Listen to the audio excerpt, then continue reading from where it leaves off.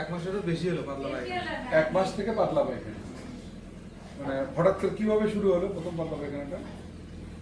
প্রথমে আগে নরম হচ্ছিল, হইতে হইতে বেশি নরম হয়ে গেছে, পানির মতো পাতলা। তারপরে এর মধ্যে আম আসতেছে, মানে নেলবা স্বাস্থ্য খারাপ হয়ে গেছে কি? একেবারেই স্বাস্থ্য খারাপ হয়েছে, খায় না। আগে অনেক ভালো ছিল, খাওয়ার রুচি কম, তাই না? খাওয়ার রুচি এই যে একবার 2-3টে রোগ একে অ্যাটাক করছে। এফএমডি হয়েছিল, এর মধ্যে বাতি ছিল, এর মধ্যে লেম্পি হয়েছে স্যার। আচ্ছা, আমরা একটু যাচ্ছি, আগে কি পাতলা পায়খানা ছিল না আগে ল্যাম্পি ছিল না কি আছে? আগে পাতলা পায়খানা, প্রথমত পাতলা পায়খানা, তারপর আবার খুরা রোগ ধরলো। খুরা রোগ, খুরা রোগটার পর আবার লাম্পি স্কিন। হ্যাঁ, ল্যাম্পি স্কিন অল্প কয়েকটা, অল্প কয়েকটা। যার কারণে ও দুর্বল হয়ে গেছে, খায় না, যার কারণে আরো একদম শুইতে আর উঠতে চায় না। হ্যাঁ, বুঝতে পারছি। দেখেন, এটা এই পাতলা পায়খানা করতেছে।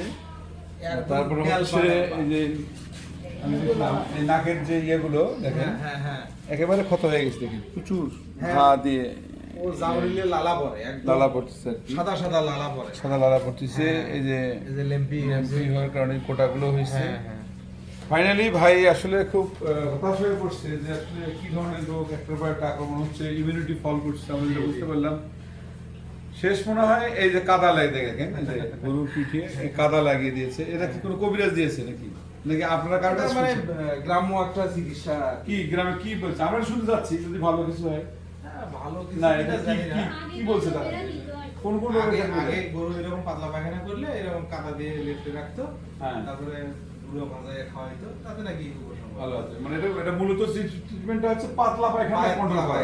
জি পাতলা পায়খানা। ঠিক আছে, দেখলাম আমরা আসলে গ্রামে গঞ্জে অনেক সময় এই ধরনের বিভিন্ন ধরনের আমরা কি বলবো এটাকে নতুন নতুন ইনোভেশন পাওয়া যায়। আমরা সিস্টেমে এটা কুসংস্কারও বলতে পারি, তবে আমরা রিসার্চ করে দেখবো যে এই গ্রামীণ সাইন্টিফিক চিকিৎসাও হইতে পারে, ব্যাকগ্রাউন্ড আছে কিনা। তবে এই প্রথম আমি আমার জীবনে দেখলাম কোনো গরুর এই উপর দিয়ে কি বলে আর কি কাদা লাগিয়ে দিয়েছে পাতলা পায়খানা কন্ট্রোল করার জন্য। আমার কাছে যেটা মনে হয় গরুটা মাল্টিপল, আপনি যেটা বলেন ইমিউনো সাপ্রেশন এখান থেকেই হয়েছে। এর মেটাবলিজম এগুলো ঠিক মতো হচ্ছে না। এটা ম্যাক্সিমাম এগুলো প্রোটোজোয়াল ডিজিজের কারণে বেশি হয়।